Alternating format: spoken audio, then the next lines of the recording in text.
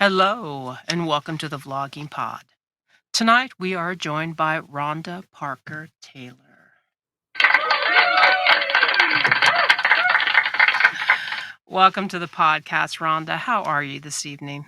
Good. Thank you for having me. And boy, I can't wait till we talk and get into some deep go. Well, actually, if those of you that logged in earlier probably heard us in our conversation, and well, I can just say you guys have a treat for you tonight because we have this connection going right here, and I think everybody is going to enjoy it. So pull in, log in, whatever you need to do, but just don't wreck the car if you're listening while you're in the car. We'll try not to make it too distracting. So Rhonda, you have been very candid about your struggles with reading and writing as you were growing up. Yet here you are. I mean, you're a published author with a suspense novel that's getting quite a bit of attention. What do Oh, you think? What do you think finally unlocked your confidence as a writer? well, I think it was just learning that I was just a little bit different in my learning process. See, I was a very social person and I always worried. So I was a people pleaser too. I wanted to make sure everybody was taken care of. And, I think that what I needed to do is unblock my potential and focus on me too. So, I was the one, like, if I was going, when I was younger, that if there was a new person in the school, I wanted to make sure that they felt comfortable. I would talk to them, I would lead them around and befriend them. And so my focus was always on others. Mm, So I never really learned what made me thrive. I never really, and I think that the self doubt was a big part of it because, you know, I really think that the activities that maybe the traditional learning process did wasn't necessarily for me. My memorization, retention, my, phonics, my self confidence, and then don't let me read in front of the classroom, like when you're really young and you have to read so that they can hear hmm whether you actually know what you're doing. Because then, I would just get sick to my stomach and go to the nurse and they'd send me home and mm, saying I was ill. So basically, they rewarded me. mm. And so then I ended up going home, and then I found out because we were talking about age. I'm a little older, so Father's knows best. Leave It to Beaver, Spanky, all of them were on, and I'm like, oh, this is great. So then I learned if you put a thermometer next to the heater when you went to the nurse's office, you were guaranteed not to read in class, and you got to go Mm. home and watch TV. And so I Yeah. shunned my shine. My brother was Mm. I looked at as the most educated and going to be smart, and he was going to be an engineer and go to Rose Holman, and my sisters were getting married, and my little brother was being tested to be a genius, and my space was being social and caring. And so I think because of my personality, I realized that I had to challenge myself in other ways, and I was listening to all that self-talk. Anybody out there has something going on in your life, change the way you talk to yourself. We all do it. It's not a mental illness to tell yourself you're an idiot, sometimes. It's what we think, you know. And Mhm. so I think that my mindset was really that that just wasn't what I was intended to be. And I Mm. got to college and that all changed. I had a mentor my junior year in high school, and then I got to college and I read Daniel Goleman's Emotional Intelligence, and I realized you don't have to be the brightest bulb in the bunch to still be successful. And Mm. after that, everything started kicking in. I started getting great grades. I started, I got my associates, then my bachelor's, then my master's, then my doctorate. And it's so, everything kind of went from there. And I had to channel that energy inside me that made me uniquely me and accept it. And when I did that, things started changing for me because I was like, I like who I am. Mm, And I've had such a powerful feeling when you realize that there's nothing better for you than to be who you're intended to be. right. One thing about that, I've always thought, maybe not as a child. In my youth, no, I did not think this. But as I've gotten older, one thing that I think is just the best to do is to always put your best foot forward. And when when you appear to be confident in yourself, even if it's an act at first, and you continue to do it, you draw people to yourself. Oh, And then over time, you start to believe that confidence. It yeah. builds you up. You people when you are feeling good about yourself, that draws others to you. In two ways, in a Mm. positive way and in a negative way. That's what I have found. Sometimes people want to dim that light. Ah, yes. They want to shut it down. And so you have to be prepared for that so that you can, lead yourself not only with strength through those times and have discernment to know, wait a minute, that's too much. And that's what I think in why Crossroads, my first book, was so successful. It was because it was about everyday people going into a situation that they were uncomfortable in and realizing that they all were coming through some kind of crossroads. Mm. It's a murder mystery based out of Indianapolis, but the murder and the crime is fiction, but all the sites are real. So people can say, "Oh, I've been to Indianapolis and I remember the circle and I remember this." But then they realize, "Wait a minute, I'm a workaholic and I wouldn't want to go to jury duty." Or they say, "Oh, wait a minute, I was that dumb kid that got in the car when all my friends were drunk and something really could have happened to me." Or, trusted a person and I could have been the one dead on the railroad tracks had it been the wrong kind of person. And you realize, or you trusted friends more than you trusted yourself and your parents. And you realize Right. that each one of these people are going through a crossroads in really kind of a crisis way where they're not being authentic to themselves. Mm.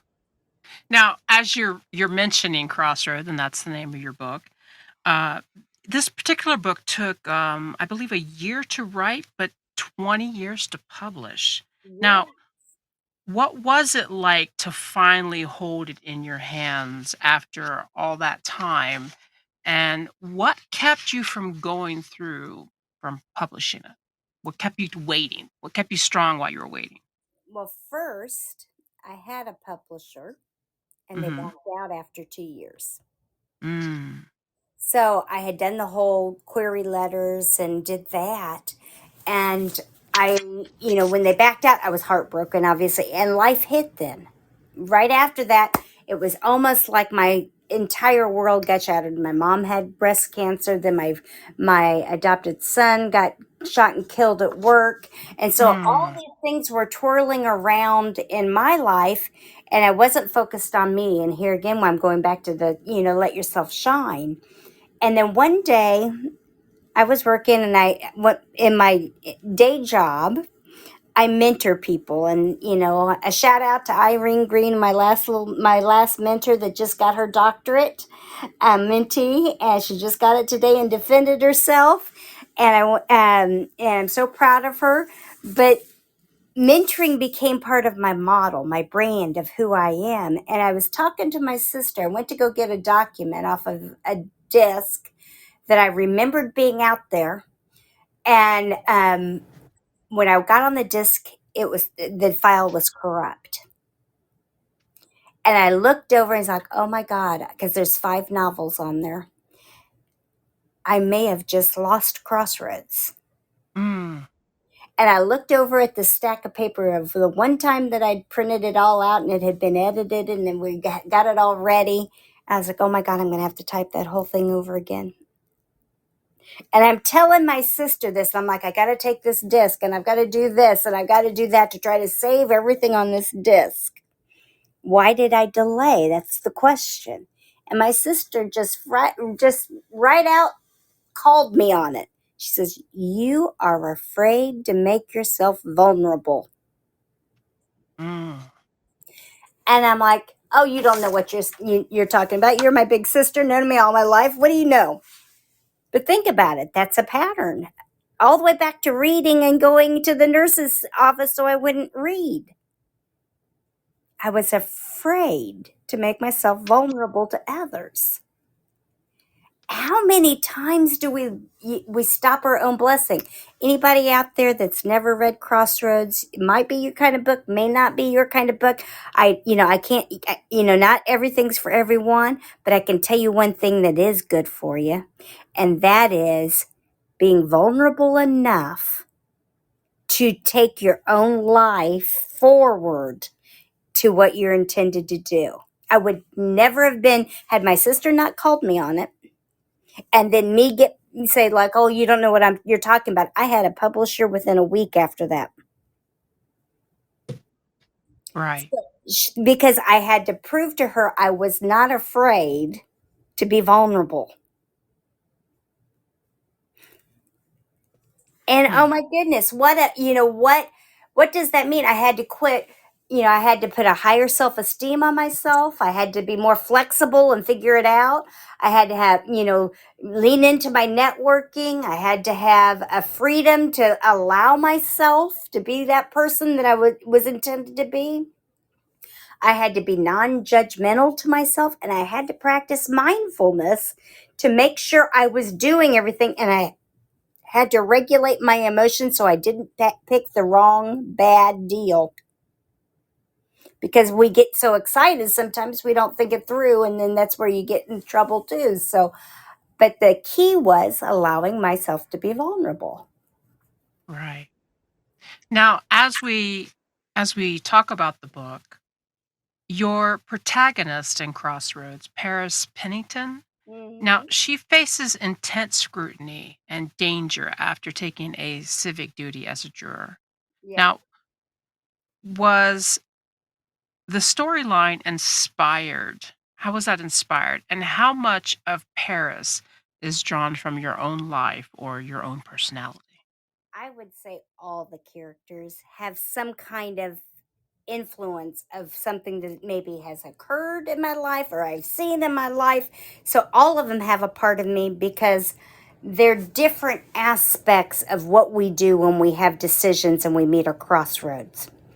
Mhm. And Paris herself is was built on the fact that when you're not in line with your true purpose and yourself, you get lost in this shuffle. And she's questioning this.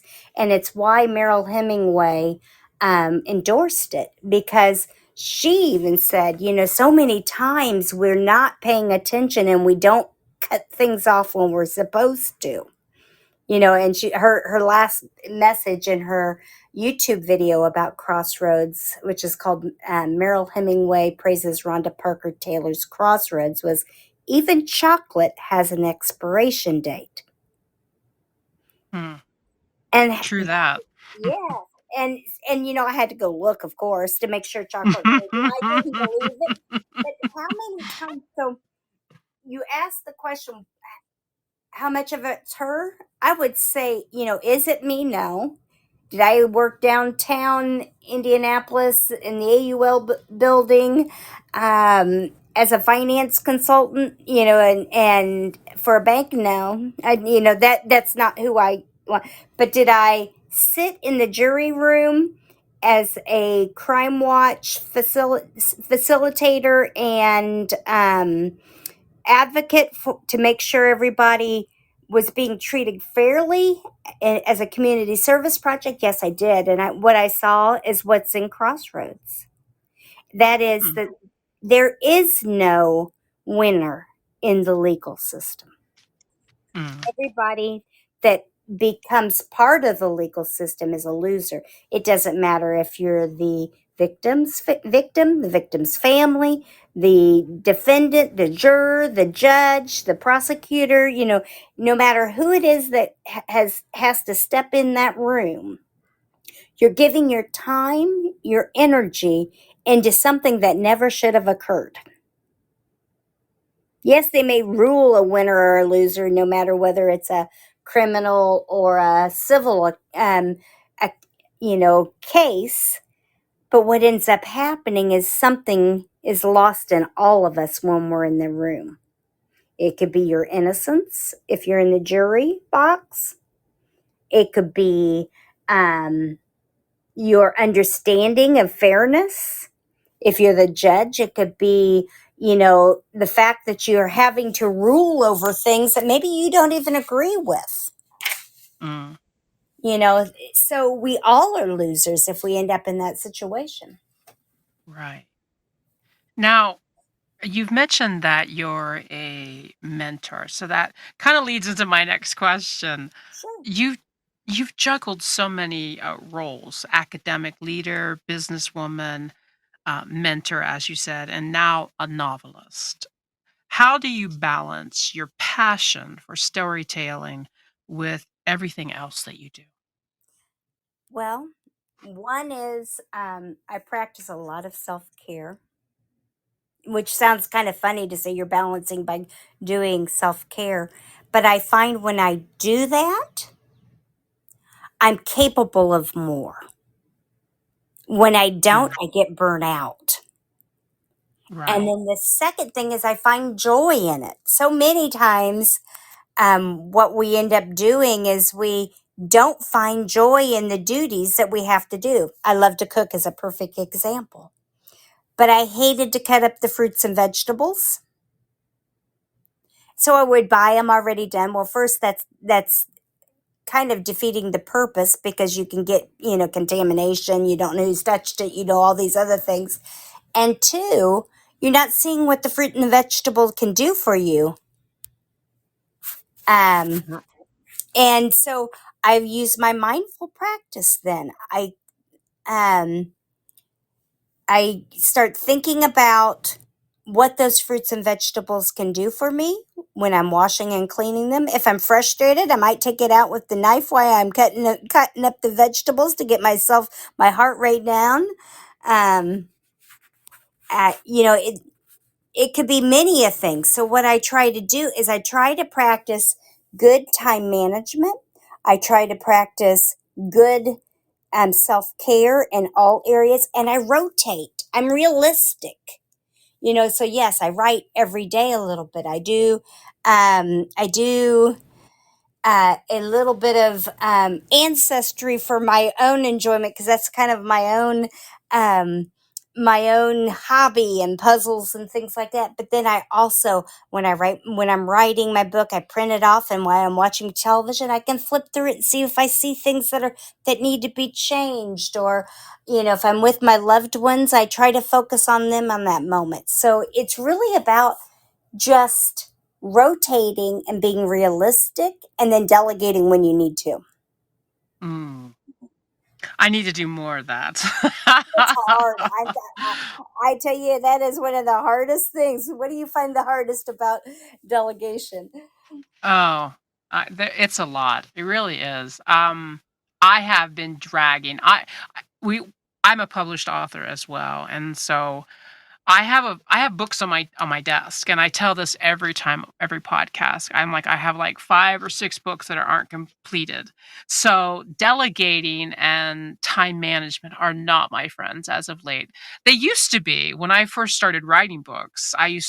They used to fly out. You know what I mean? It was one after the next, and like 1 or 2 a year. And now I don't know. Because like when you were saying in the very beginning why you're why Crossroads took a year and then 20 years to publish, and a lot of things happen in your life. That's been the last, let me think of the number here. Was it 2 years of my life? That's been the last 2 to 3 years of my life. And that Is is that it's how life is. Life is yeah, tough. It is really tough. I can bet there's somebody out there that's going through the exact same thing right now, whether it be they're a caregiver for a loved one, or, maybe there's a financial need that they have to do and they have to work more hours or whatever it might be. And life is just tough. It's going to hit you someday. right. Well, and as life usually does, we get a lot of lessons from life. And Mhm. you mentioned that writing for you is about telling a story with a lesson. Oh, yeah. Now, could you talk more about the proverb inspired themes in Crossroads So, and yeah. why those are particular lessons stored out for you? Why they were shared out for you? So when I wrote Crossroads, I knew I needed something that, like I said, emotional intelligence was a is a big part of my life. I'm certified to teach in it and talk about it, but I realized that the characters were not only just out of life balance, they were out of their own character and were allowing the emotions of the moment to carry over for them. So I'm like, I need a proverb that, or something, a saying that kind of pulls in what we do to ourselves when we're not in control of our emotions, which would also cause a crime. Mhm. How many of us have pictured we'd love to strangle somebody because we're angry with them? And if we're furious at them, we might throw or picture, something, Yeah. that we shouldn't be thinking about. So Mm. the proverb that I found for Crossroads was, anger is cruel, fury is overwhelming, but who can stand before jealousy? Envy makes your bones rot. Hmm. What does that tell us about even today's society, who we are today? And I had to check myself. Now, you ask about Paris, but I had to check myself when I was reading that because, so many times I used to dream when I was a younger woman that I'd live on Meridian Street, which is the old money of Indianapolis. Mhm. And it's all the big mansions, but they're the old, nostalgic, nothing new and modern. It's all the, rugged stones. And I used to dream of that. And then when it came to I had my first house and second house, and I was like, okay, I need the one that is me. It wasn't anything like that. And I realized that here it goes back to knowing who you are and your own uniqueness. What was right for me was to quit comparing myself. And my dad had said that for so many years when I was a child, but I was the fourth child out of five and the baby girl. So, no was always the word. And he'd say, quit comparing yourself. But when we compare ourselves to others, we destroy ourselves like a cancer. Oh, well, yes.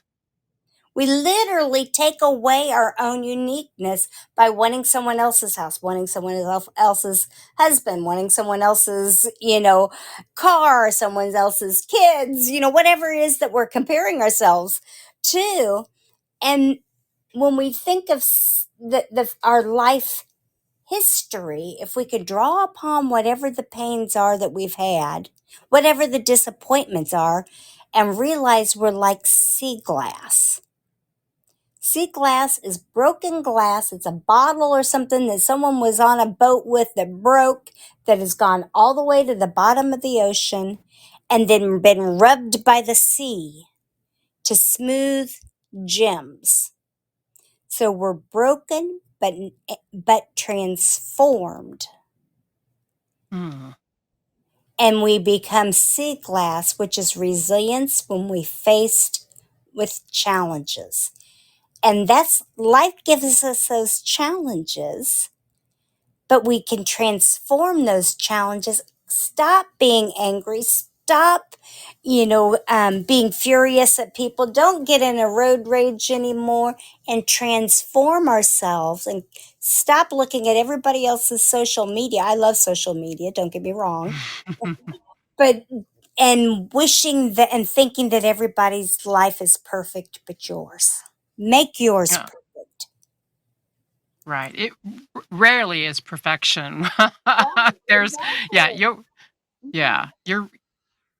you're rarely gonna actually find perfection. Exactly. And when we refuel ourselves with that positive outcome, we improve our health, stronger relationships, better physical health, increase our happiness, all those wonderful things that we think we want, and which means we're better productive, we're more productive. So each book that I write, and I'm like you, I've got 5 of them sitting here, and I'm like, okay, when am I going to get the next one out? The next one's going to be resilience, which is a self help. First half is on resilience. The second half is a 31-day challenge on building and repairing ourselves.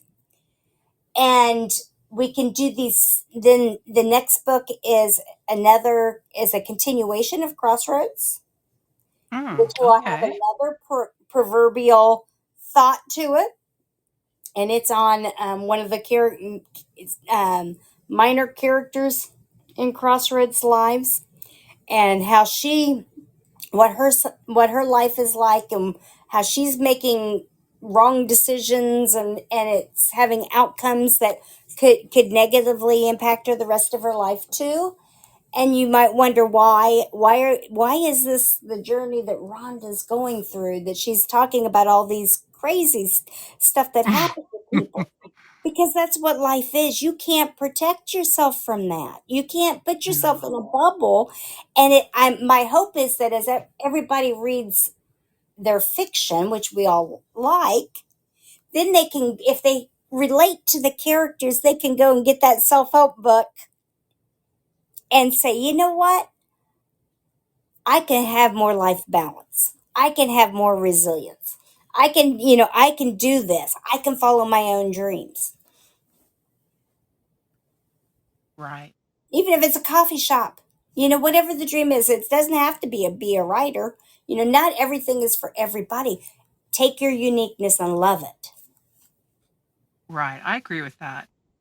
Now, for our last question of the evening, um, you credit a lot of your journey to the support of people like your sister Brenda, your husband Dana, and even your high school tutor, Mrs. Donnelly. Hmm. Now, how important has community and family been in shaping your resilience and creativity? Well, storytelling builds people. What you breathe into your children is what they're going to do in society and in life. And all of these people, even today, I've been blessed. I have I call them the breakfast club of people that I've known almost since pre-kindergarten, that we're still meet up a couple times a year and have coffee, dinner, or whatever. And it's because when you put time and effort into keeping relationships, the ones that are healthy, then what ends up happening is you end up with lifelong friends and family that you can. And so I do the very similar thing as what I was talking about as far as the self-care. I make sure that I call them drive-in texts, drive-by texts. In the old days, you drove by, knocked on a door, and said, "Could you come out and play?" Mine might be a text, but it's basic, and I'll even admit it. This is my drive-by text, to say hi, and just to make sure that I'm getting out and talking to the people that I love and I bonded with. I went to a funeral of one of my Breakfast Club friends' mothers. Mm, sorry to hear that. As I was walking in, because I had to stop and get a card that others had asked me to pick up. So I was right as the service was starting. My friend that had flown in from New York, and he edged me and he said, "You see Mr. Limebach's back there?" And I said, "No, I didn't see him." So he's 3 rows behind. This man that I was exposed to all my life, and of course, when you're younger, you're not very nice. Had literally, and he showed up for my, he's in his 80s. He was the administrator of our school. He had shown up for my sister's funeral, my parents' funeral, and here he was at, my friend's mom's funeral. Mm. And the only thing I could say is we're 60 years old, and Mr. Leimbach is still sitting behind us. That kid that that person you didn't want to sit behind you. So community, and if we could build our communities to have that same compassion and commitment, today we would have a less stressed society, less mental health problems, because there's a support even when you don't think there is. you know s- there's a calmness when you have that support.